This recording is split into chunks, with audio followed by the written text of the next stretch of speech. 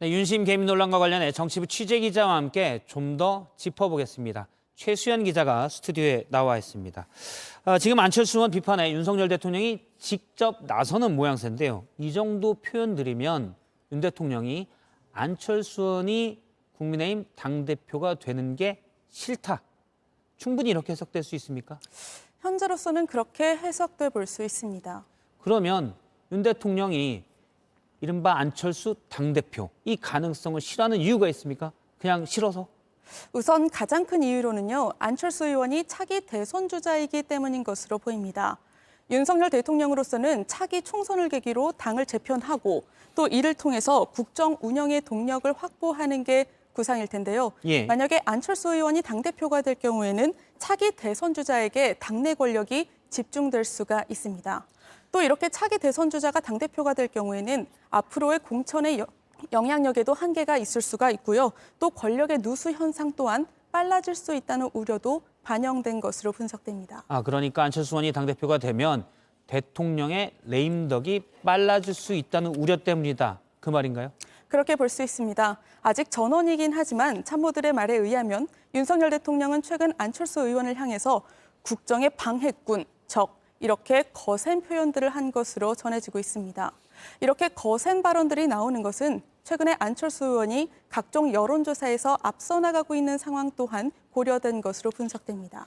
그러면 지금까지는 안철수 의원이 당대표가 되는 걸 대통령이 싫어하는 이유에 대해서 분석을 해봤고, 그러면 싫다고 해서 이렇게 강한 표현으로 특정 후보에 대해 비토 의견을 내비치는 게 과연 적절하냐, 이걸 좀 따져보도록 하죠. 당무 개입으로 볼 수 있지 않습니까?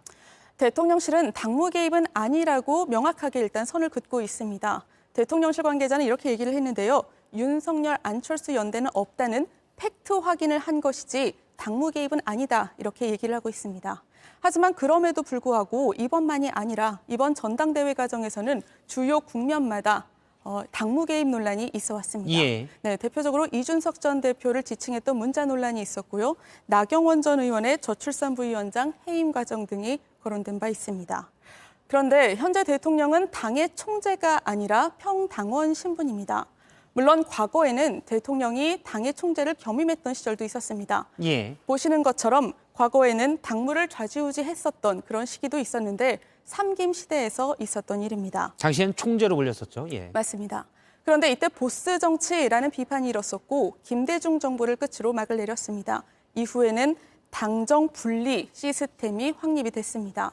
하지만 그럼에도 불구하고 대통령이 적극적으로 이렇게 지나치게 당무에 개입하는 것 아니냐라는 비판이 일면서 정당 민주주의가 후퇴되는 거 아니냐는 비판이 여당 내에서도 나오고 있는 상황입니다. 일단 대통령실은 당무 개입이 아니라고 하는데 결과적으로 보면 기존 당대표도 나갔고 출마하려 했던 나경원 의원도 포기했고 결과적으로는 영향이 좀씩 있는 모양새입니다. 최수연 기자였습니다. 수고했습니다.